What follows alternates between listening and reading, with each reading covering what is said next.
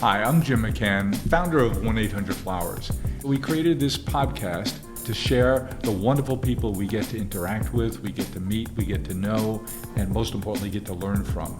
So I invite you to join us on this journey here on the Celebrations Chatter podcast.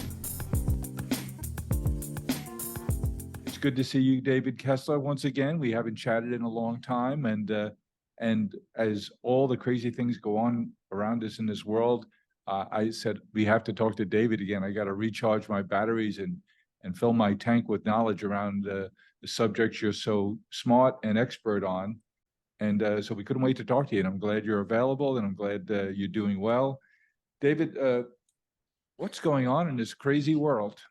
I don't know if there's more grief than there ever was, or whether we're finally beginning to talk about it.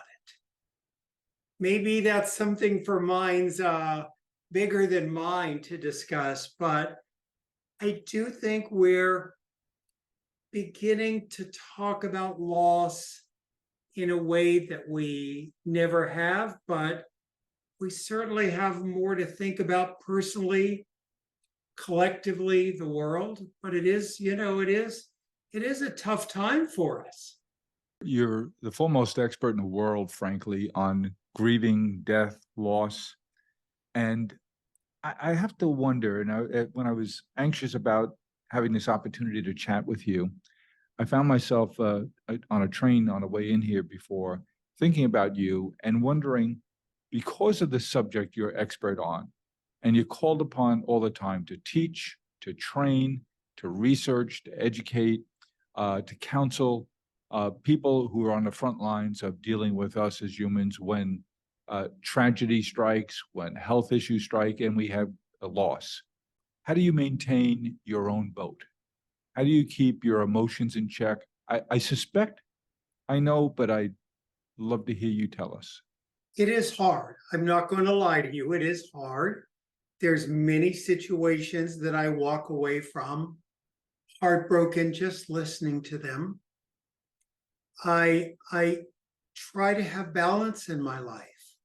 I'll give you an example.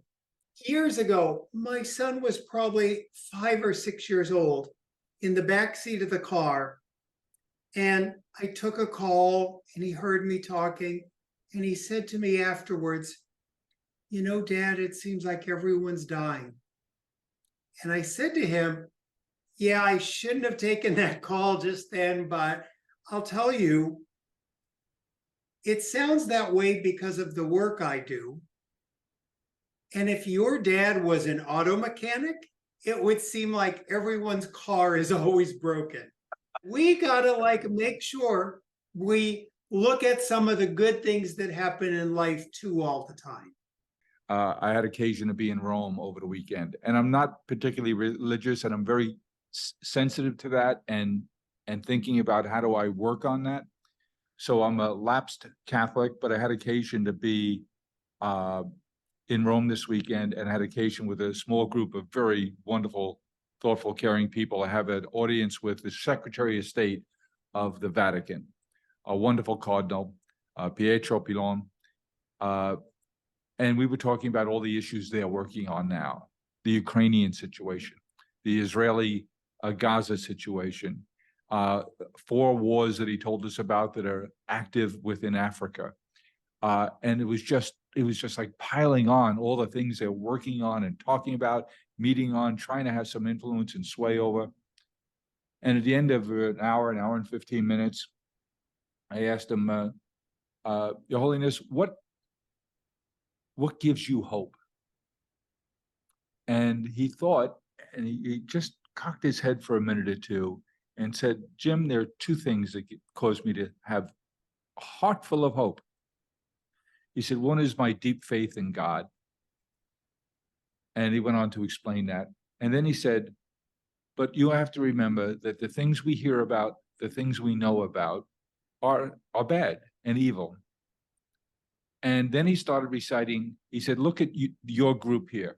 You've come together to help further medical education, further research, give of your time, give of your money. He goes, that's happening all over the world, but it's not newsworthy.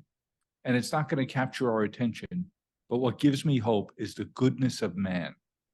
And the vast majority of people are good and want to do good things and want to be part of a positive and constructive part of community, but it's not newsworthy. But I hear that crescendo of their good deeds, their good intentions, and their good work all day, every day. And it made us all feel peaceful.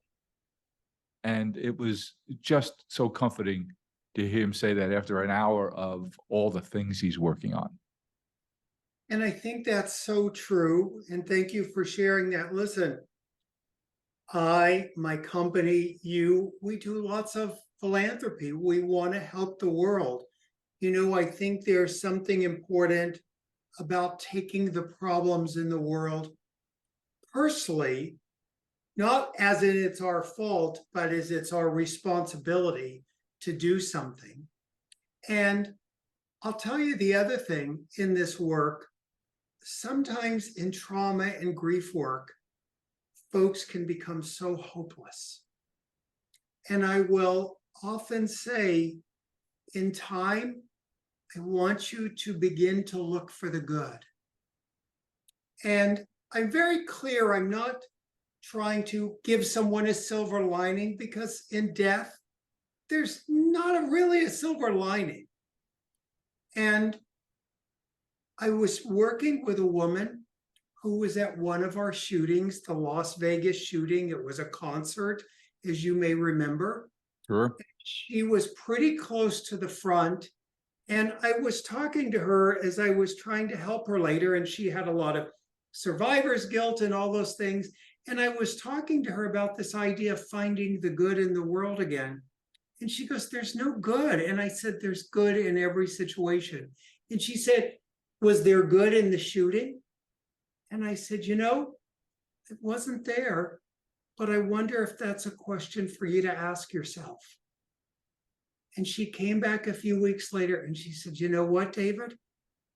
There was a man who was in the front row in a wheelchair. He came to the concert by himself. And when the shooting started, she said, we all ran under the stage because we were so close. And she said, I looked at him in the crowd, wondering where to go and how to get out, and no one was there to help him. And she said, some guys ran out from the stage and picked him out of the wheelchair and brought him underneath to safety with us. And she goes, I found the good. And there is good in this world, even in those tragic situations. Sometimes when we're at our worst, we become our best. What that tells me is a couple of things. One is we have to exercise our thinking to make sure we're doing what you suggested she do in to help deal with that situation. And the other thing is that there's salvation, there's hope, and you used the word hope before. I think what we're witnessing in the world where are these conflicts is that the most dangerous male is someone without hope. And today is my mother's birthday. She's been gone a long time. But I'm very lucky because the second part of what you're suggesting is relationships and community. And I'm fortunate enough to be the oldest of 5 children, and we have a text chain. It's called SIBS, S-I-B-S. First thing this morning is a text from my sister reminding us that today would have been Mom's 93rd birthday. And one sister attaches a picture of one of her favorite pictures of our mom, which we probably hadn't seen in a long time. And so what would be otherwise maybe a somber reflection, because we're part of a community and because someone else made a compliment about how Mom would be proud of us because we have a brother that's developmentally disabled, and we make sure he's a centerpiece of our family, that he's taken care of, and that he has opportunity, and that we're always visiting him, and that our kids and now our grandkids, he's part of their lives. And so without us having that community of the siblings and our partners, it would just be a day for us to think on our own. But being part of a group, someone is going to light the spark of, this is a positive day. So the thing I most wanted to ask you about is something in your last book that you wrote about that I've heard now a few times. So I have a couple of friends who are really smart, and they both happen to be psychologists and quite prominent. One is Dr. Chloe Carmichael, and she's a prominent psychologist and just a wonderful person. And she wrote a book called The Gift of Anxiety. And I won't do it justice, but to give you the thumbnail, it's anxiety is natural, and it's not always negative, and at the very least, it's an energy boost. And how you choose to use that energy boost of anxiety and how to properly channel it is what makes a difference about whether it's negative and stays negative, or you can use it to do positive things because you have your checklist and you know how to handle it and marshal that energy for positive. And she talks a lot about we can rewire our brains. And the other prominent psychologist who's become a good friend is Dr. George Everly out of Johns Hopkins, who's an expert on PTSD and group trauma, reactions to natural disasters and war at all. And he tells us a personal story, which he told us in the group at 1-800-Flowers. We had a team leadership meeting, and George came and spoke with us at dinner. And he's just a wonderful guy, and he spoke about the same thing. George has written 28 books, got a couple of PhDs. I could go on and on about him. He's just an extraordinary guy, and someone I admire, respect, and love a great deal. And he talks about 28 books. He also was born so dyslexic that he couldn't go to regular school. He couldn't pass, with it. But he said he learned to overcome it by rewiring his brain. You talk a lot about exercises to rewire our brain. And the inverse of that is if you let grief consume you, if you let anxiety consume you, you are wiring your brain a way that you don't want to, because an anxious person who doesn't do anything to fight off that anxiety has a quicker pathway in their brain to be anxious all the time. Is it the same in the world of in the path of grief? Absolutely. Here's the thing that I think is important for people to think about, this idea of what we think matters. Early in grief, just like early in trauma, we don't have control over our thoughts, over the images that come up, over the bad memories that may have gotten seared into us. Sometimes we're left with some really bad images. Now, as time goes on, we begin to have the ability to change our thoughts.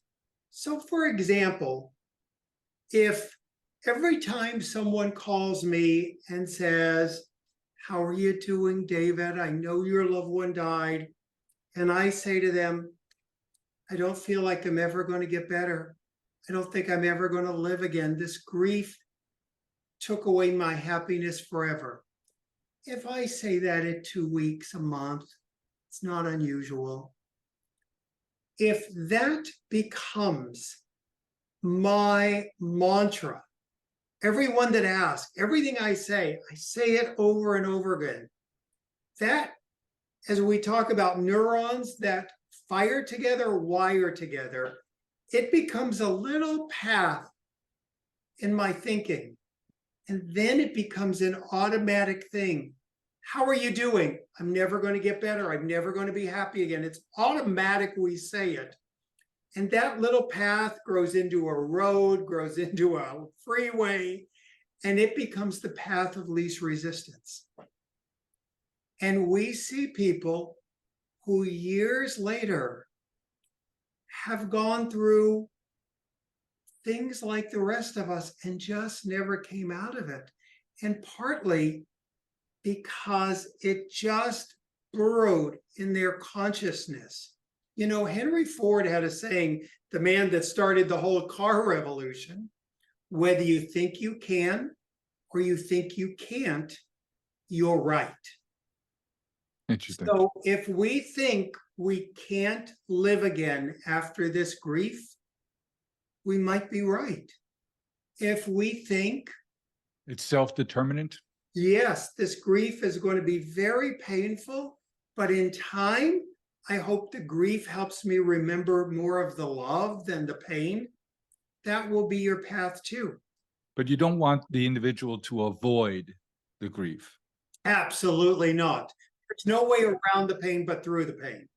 So you had the opportunity to work with one of the leaders in this body of thought and study, Elizabeth Kubler-Ross, who I studied in school 50 years ago. And you had the opportunity to get to know her, work with her on a couple of books. And then she talked about the 5 stages of grief. And then you wrote a book about the 6th stage. Yeah. So first of all, one thing, and I always feel like I'm speaking on Elizabeth's behalf, she would always tell people the stages aren't linear. You don't have to do them in order. And one thing we all know for sure is grief is very messy. There's nothing neatly lined up about our grief. It's very messy. It isn't guaranteed that you'll feel better 3 days from now than you do today. And you don't leave denial, which is the I can't believe it, and then you move into the anger. They can all happen in an hour. The stages, for folks who may have not heard them, were denial, anger, bargaining, depression, the sadness, and acceptance. Now, we think of acceptance as there's one big acceptance you're going to find. That's what I wanted to go to next, but you stepped on that landmine here, and that is the idea of closure. I see people who are suffering from grief. When I say suffering, some people manage grief, some people suffer inappropriately from grief, and some people think they don't have the right to feel better. And Yes. then they talk about, don't talk to me about closure. And you're such a thoughtful man and a great teacher, and you understand the power of linguistics, what the words mean. And you have a point of view about the term closure. I don't believe in it. I don't ever want to close the door on my loved ones. You know, my mother's been dead for decades now. I remember her. I think about her. There's no closure. I think there's a modern media term, closure, that they want to put a neat button on every story and finish it. But that's not how real life works. Now, sometimes our friends want us to find closure, and what they mean is they want us to find peace. Yes. There is no day of closure, just like there is no day of acceptance. And you know, we find a little acceptance when we make the funeral arrangements. We find a little acceptance when we go to the funeral. Boy, there's so many things we want to talk to you about. And one of them we'll come back to is this idea of the role of rituals. Yes, yes. So there's so much around acceptance. And when we talk about this acceptance, there's also a reluctance that even I have felt in my own losses. I don't want to just accept that they died and be done. Our generation wants more.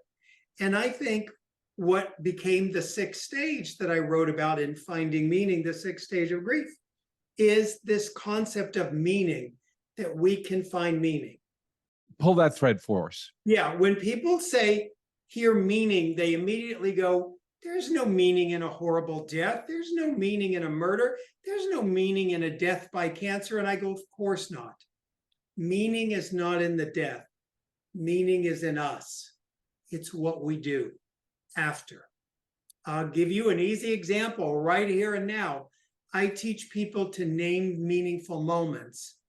Jim, you and I are talking. People are going to hear this. It's going to touch someone. It's going to help someone. That makes this a meaningful moment we're in. And the more meaningful moments we can find, and here's the part of it. You've mentioned your mom, I mentioned mine. When a loved one dies, part of us dies with them, but part of them lives on in us. So when people say, how do I find meaning? I would say, Jim, what part of your mother lives on in you? And can you nurture that part? I say that to myself all the time. How do we nurture the parts of our spouses, our siblings, our parents, our children, our families, friends that have died. How can we nurture those parts in us?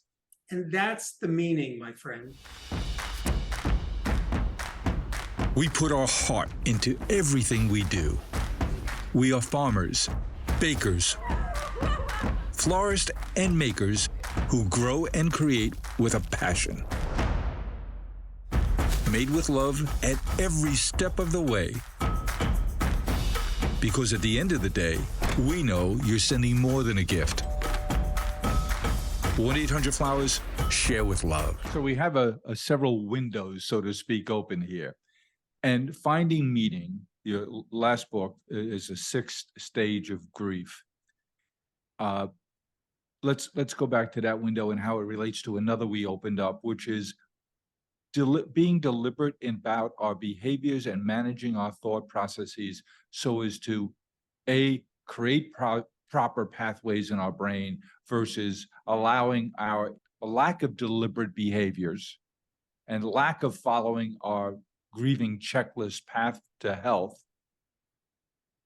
Otherwise, if you neglect your own healing, your pathways are going to be formed in a negative direction, and it'll be too easy to slip back there. Whereas what you're suggesting is, as you understand the different stages of grief, and if we can make it in a sloppy and nonlinear fashion to finding meaning, that's what I hear is that's how you manage your neurological pathways. And the other word you mentioned a few moments ago that we just breezed by and I want to stop is you mentioned the word community. Here's the thing. We talk to our friends so many times, and our friends and family are so there for us. At a certain point, our friends and family don't know what to say. It's now a month after the funeral. It's 6 months after the funeral. They don't know how to help us. And what happens is they say things to us like it's time to move on. It's time to get over them. And I always say, our loved ones aren't a cold or a flu we get over. They're our loved ones. We learn to live with that loss. But part of what we need desperately to heal any grief and trauma is community. And so many times we need to find others who are grieving. That's why grief groups started. I think about so many times people end up isolating. The ones that I see who haven't healed, haven't found any healing, are the ones who ended up isolating. Yes. Now, think about this. What's the cruelest thing? We mentioned war already. What's the cruelest thing you can do in a war? Put someone in isolation. And so we need other people. Now, when we talk about those neural pathways in our brain, if you're talking to me, I might go, yes, but but when I hear other people who have been through what I've been through, and they're beginning to say it differently, my mind lets that in more. You're learning. And that's why I'm such a big believer. We have a huge online group, Tender Hearts, whether it's my group, whether it's folks' group at their place of worship, at the local hospice, nonprofit. Groups help enormously in grief. It helps in everything. It helps in everything. It's true. It helps just to stay healthy, as according to Gallup in the most recent release. 1 in 7 American adults says that they've never had a friend. Yeah. That's sad. That's so sad.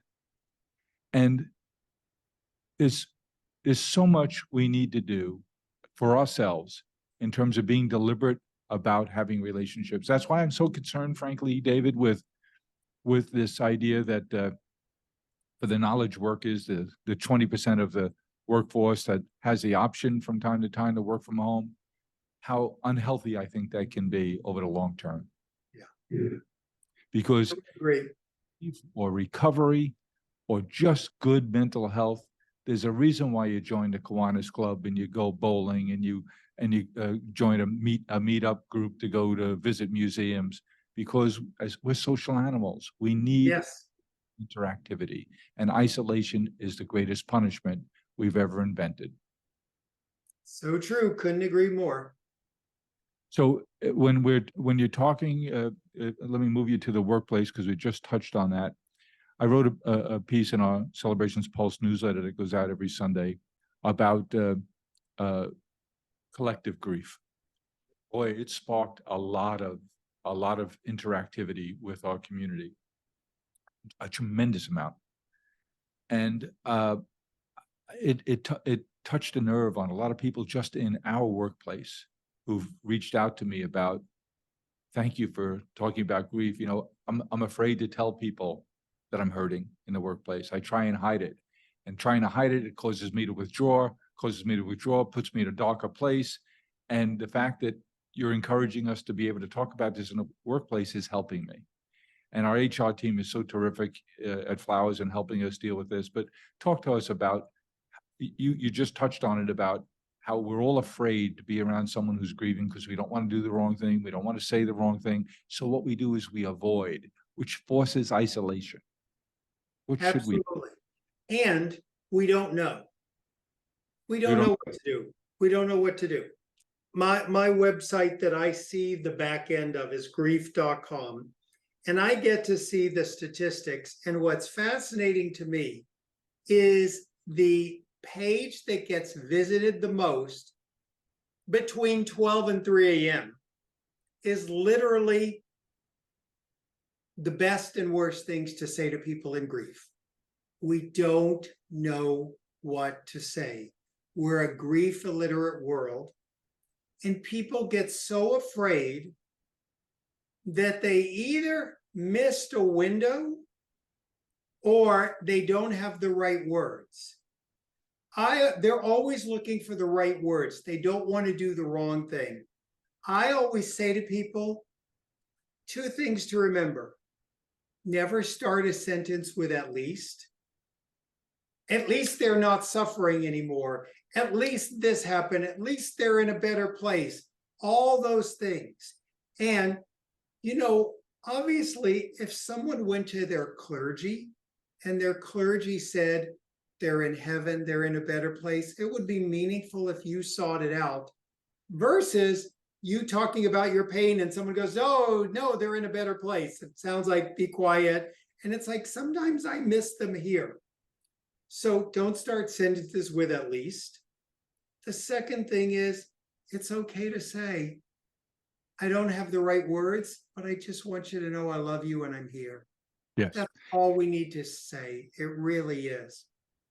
And the second piece is, we're afraid we missed the window.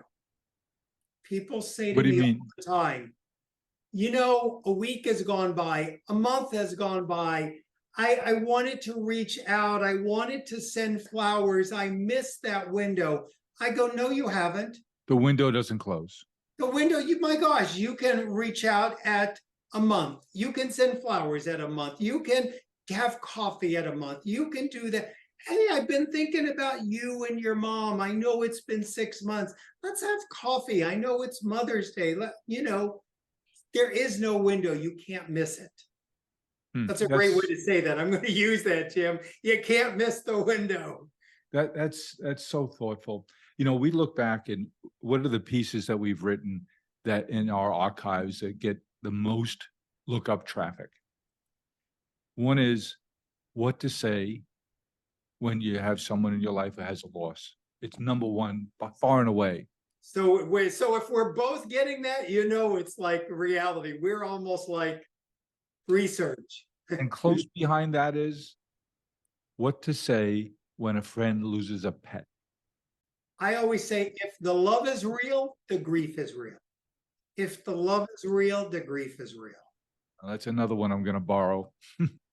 So I like the fact that the window never closes, and people will appreciate your effort, that you don't have to worry about, you can't say this, but you don't say that. And the only thing you're saying is don't say at least. Okay, that's the only rule we can remember that.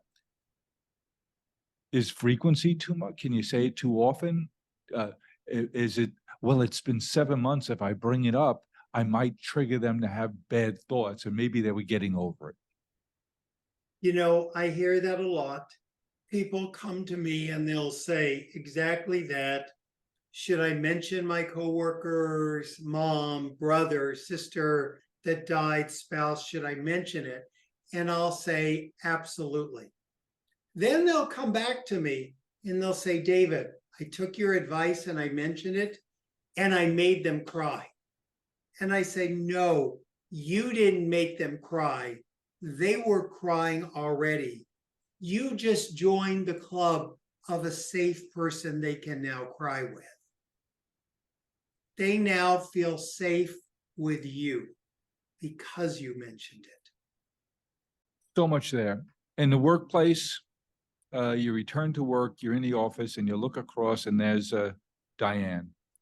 And you know she lost her sister a month ago. You haven't seen her since. They're smart enough to go to grief.com and say, what do I do? Do I get her when we're both in the coffee room? Do I say something to her? Do I handwrite a note? Do I send her a text, an email? Do I not say anything because it's 4 or 5 weeks? Right. What would you advise that lady at the office who says, what do I say and do about Diane? I didn't know her that well, but clearly this is the first time I've seen her since the passing. So here's what you don't want to do. Well, first of all, timing is everything. At the beginning of a meeting, you don't want to say, Diane, so sorry about your loss. Not at the beginning of the meeting. Timing, you wait till after the meeting. You wait till you're alone in the break room. You wait till you're walking out at the end of the day and you go, Diane, I'm so sorry to hear about your loss. If you want to go here, you can stop there. I'm so sorry about your loss. It's heartbreaking to hear what you've been through. Or if you want to go further, you want to have that kind of relationship, you can say, I'm here if you ever want to talk. And you leave it at that, just letting them know. And you know, the other thing is, when you happen to know, oh, a month ago, the death happened. Should I mention it? Sure, absolutely. And as a result of a couple of big trends, one is the increased frequency of deaths resulting in a cremation. So now over 50% in the US. You have the phenomenon that we talked about rituals before, and we can do a couple hours on rituals. I'm so keenly interested in that subject, and you are so knowledgeable, David. But when we talk about rituals, they've changed now, because when someone who lives out near you in California and they have a loss, but most of their family is back east, and they decide that a cremation is appropriate for them. Now they don't have to rush like in the Jewish or the Christian faith where it wanted to move kind of quickly by religious law or by practice. Now they say, well, let's have a service for Uncle Joe, but let's wait until 2 weeks from Saturday so we can give people enough notice. And now we're not going to a chapel like we used to, a funeral home or a chapel.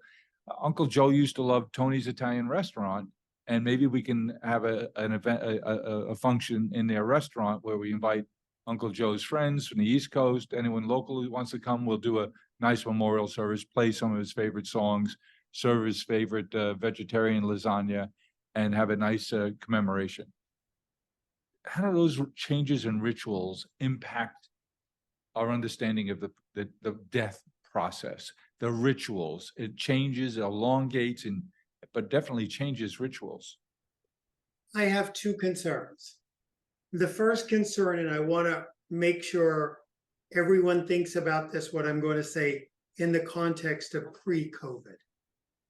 Pre-COVID, I talked about some trends I was seeing, and one of the trends I was seeing is people who were having issues with the grieving process and moving forward and coming out of it.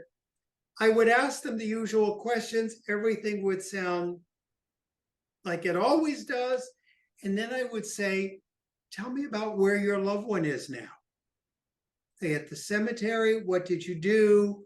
Tell me about the memorial. And they would go, well, you know, everyone's so scattered. it was inconvenient to have a memorial, and I have the ashes in the closet. We haven't figured out what to do. Jim, we need the rituals. We need the rituals. So what are you suggesting to the people who had losses during COVID and you got that note, due to the circumstances, we're going to do a very small, private, very immediate family, and we'll do something when we can all gather again. Most of them never happened. Yes, so either we still find a way to gather on an anniversary date, on a heavenly birthday, we gather just like you folks years later are sending a text chain, like find a way to gather in that person's honor. Just gather in their honor and talk about them. And it's never too late. It's never too late. That's our mind telling us we missed the window. And it's like, no, we still miss people. The other thing, and if you ever get an invite to something long after, please honor it and know it's sacred. And people hoped you would still attend. The other thing is going back to the Italian restaurant. I love the idea of it. I want to be careful that, and I love the idea of celebrations of life. I just don't want rituals to be, we're gathering to be happy and you can't be sad. Yes. We do need a place for our grief and our sadness. We need, I hope when they gather at the Italian restaurant, if someone cries, it becomes a sweet moment where everyone goes, we know, not a moment of, Debbie, this is supposed to be a fun night. Why are you crying and ruining it? David, as we come up on the holiday season now, as a floral and gift company, a company that's built around the idea of giving, and in particular that try and remind people that giving, however you give, whether it's a tangible gift or it's a thoughtful card, or it's your daughter who makes you, who's a little girl, and she makes you a gift certificate book because that's what she can do. The real gift there is in the giving. And I mentioned my friend, Dr. George Everly, and one of the questions I asked him that night while we were gathered for dinner with a large group of the management team here at Flowers, I asked him, I said, George, we've come around to the point here in our company where we've really focused in on, we're not in a gift business, we're in a relationship business. We're in a relationship business in that our job is to help our community to have more and better relationships in their life. And we have a very selfish motivation there, because if the things we do stimulate people to connect more, to be deliberate about their relationships, their relationship management plan, the relationships they have, the relationships that have waned that they want to reinvigorate, the relationships they don't have but they want to have, and we work with them on reminders and tools and suggestions on how they can invest in those relationships. What we realized in that process is that the big unlock there is our conclusion that giving is a gift to ourselves, whether we give of our time, or we give of our emotions or our thoughtfulness, and we send, and I say to Patty, who's been my victim and my assistant for 31 years, Patty, I apologize, I haven't said this to you in a while, but you're the greatest ever invented on earth, and you're one of the best people I've ever met and been lucky enough to know, and now been lucky enough to work with you for 31 years. That is a gift from me to be able to say that, but it makes me feel terrific inside when I finally smarten up and say it to her. So the giving is the gift. And I said to George Everly that night, is there physical evidence of that? And he says, absolutely. When you give of yourself, a thoughtful text, a compliment, an attaboy, or a tangible gift, in the brain, we can map electrically this firing a synapse in your brain, in the dopamine section of your brain that releases dopamine, which is a direct benefit to you and your emotions in the moment. So we were thrilled to hear that what we came to more emotionally and certainly not scientifically, that there is scientific evidence to it.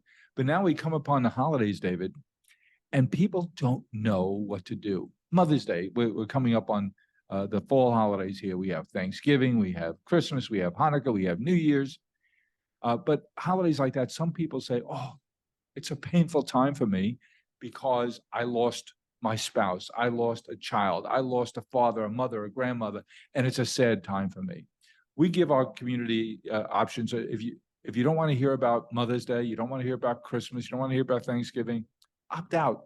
Feel free to do that. You can opt out for the moment, and we'll talk to you another time. But how do we work with our community, our employees, ourselves, our vendors, our community members, to help them to think differently about sad memories and milestones, and not allow it to crush the good things of those occasions and holidays in the process? I think it is understanding that we have hills and valleys in life, and to not be afraid of those valleys. And we need to be there for each other for both. We need to know how to say happy birthday and I'm so sorry. We need to be able to say congratulations and this is a hard time and I'm thinking of you. I mean, we need to have these languages. We need to have both languages. We need to find that balance. And it does, going back to our brains, it does change things. If I'm having a day, gosh, this is such a hard day. I don't matter in the world. I don't care about the world doesn't care about me. And Jim sends me a text, David, thinking about you. Great interview. What I'm looking for the text, Jim. Just joking. Like if I get that, I'm like, oh, it interrupts my negative thinking. It actually interrupts the negative. And I just, not even to do a shameful plug for you. I mean, who doesn't like surprise flowers? I mean, that brightens everyone's day. I mean, I've never gotten flowers that have depressed me. They make me happy. They make me feel joy. And I'll tell you, for the people who feel like I missed the window, the holidays are another window. Thank you for those suggestions around holidays. And let me turn finally to the long list of questions I had for you. One is around, we were chatting in our team here about when I was a kid, I don't know that I knew of a nursing home. I lived in a blue-collar community, multi-ethnic community, and a lot of 2 and 3 story, 2, 3, and 4 family houses, oftentimes one related family. The seniors were on this floor, the middles are on this. And our older relatives, parents, grandparents, stayed with us until they were gone. And now, several generations later, now nursing homes are endemic. Oftentimes because of us baby boomers being the first generation to move in great numbers away from where we grew up and away from our families for adventure, for work, for a myriad of reasons. Families are not as connected as they were. And financially, we don't live in a world where you can say to your employers, I have to run over to the nursing home 3 times or run home to check on mom. Well, that's something we're trying to work on. We have in our Harry and David brand, which is our food brand, where we grow these terrific pears and apples and peaches and grapes. That team of people at Harry and David have made caregivers their focus. Yes. They are wonderful people. And, this our community, Harry and David, is based in Southwest Oregon, in Rogue Valley, in Medford, Oregon. And they've been suffering through a drought up until this year, which has had a consequence on our product and its availability and its quality. And this year it's back to being terrific in quality and quantity.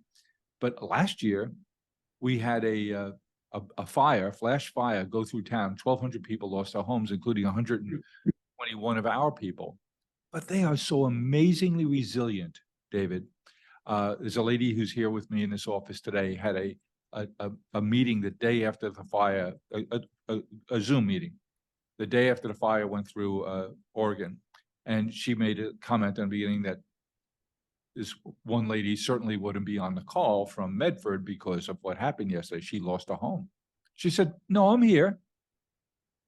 She said, hey, I'm in my car. I was able to recharge my phone and I'm here. Business must go on, because if we're going to rebuild this community, if I'm going to rebuild my home, I'm going to have to make sure we're successful and I have income and I have a great support of the people around me. And when she told me that story and I shared it with a whole company, it just shows you the value of community and resilience. That particular community of people at Harry and David has been focused on caregivers. And there are 60 million of us in the US who identify as caregivers.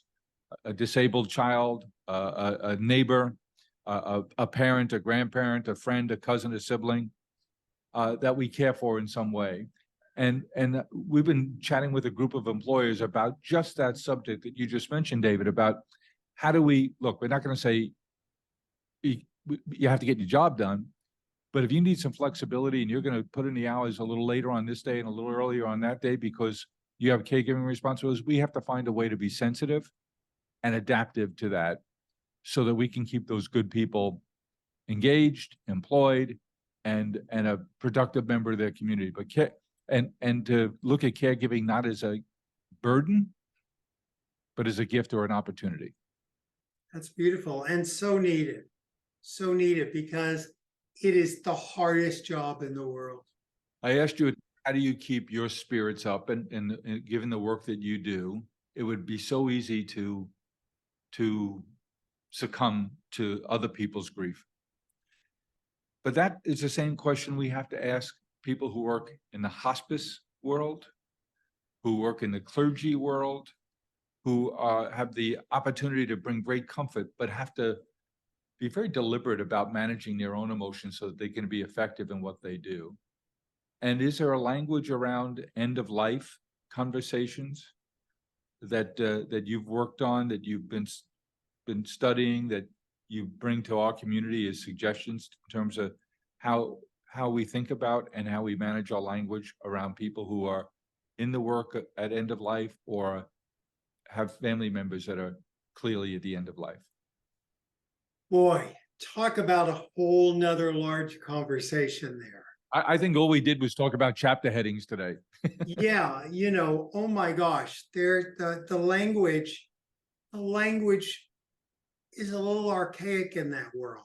And they're really trying to, let me just tell you, like many of us, when our loved ones got near the end of life, someone comes in and says, do you want to make your loved one a DNR, a do not resuscitate? I got to tell you, who wants to make mom or dad a DNR? I mean, why would you withhold a resuscitation from mom and dad after all they did for you? It's just the wrong language. Language, yes. We've been introducing, instead of saying DNR, the language of AND. Allow natural death. When mom or dad get to that point, I want to allow them a natural death. And hospitals are beginning to adapt that language now. So it makes a difference. Language is everything. David, you're right. I could talk to you forever. You're so smart. You're so thoughtful. And I feel like it's a privilege to share you and your wisdom and your experience with our community. And the last time we did this, and I'm sure this time, we get overwhelmed with people who say, wow, that helped me. That was thoughtful. And I just think it's a privilege for me and for us to share you with our community. Thank you for sharing your time with us, David, for being who you are and making your journey a one of turning your pain, your knowledge, your wisdom, your experience to everyone else's benefit around you. Tim, right back at you. I always love talking to you, and I could do it all day. So whenever you want, I'm here for these conversations. And I just love the people we're getting to help today that are listening in on this. And maybe we're giving them a little light in their darkness. So thanks so much, Tim. For those of you who would like to get more, David, I recommend your book to you about the 6th stage of grieving, which is finding meaning. I think even if it's not about grief, that is something worth all of us reading again and again. And to visit your site at grief.com and to think about, could you benefit from being part of the Tender Hearts community? I suspect there are many of us out there who could not only benefit from, but could be beneficial to being part of a community like that. And I'll tell you, we have over literally now, we just hit 26 grief groups. So specific, whether it's death of your mom, your dad, your spouse, your child. We do those by ages, by addiction, by suicide. We've got a faith group, a people of color group, so many groups there now that are available to help people. And the beautiful thing about it is no one's ever turned away for lack of funds. So it's really a great group. So thank you for mentioning that. You continue to amaze me, David. David, I hope the holiday season upcoming is terrific for you and all around you. And I hope we get to chat again soon.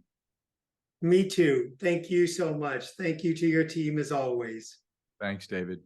It's my sister's birthday. Go to 1-800-Flowers.com. They have tons of great birthday gifts. Wow. Wow. Wow. Happy birthday, baby. Wow. Yummy. I got to contain myself. 1-800-Flowers. Celebrate the people you love. Well, I hope you enjoyed what you heard, and I know I'll be sharing it forward. I hope you get to as well. Let's keep the conversation going. Follow me along on Twitter at Jim1800Flowers and on LinkedIn at Jim McCann. Hope to talk to you soon. Thank you for listening to Celebrations Chatter. You can join our community by reaching out at chatter@celebrations.com. And while you're at it, tell us what topics you'd like us to explore here on the Celebrations Chatter podcast. Thank you for listening, and don't forget to share it forward.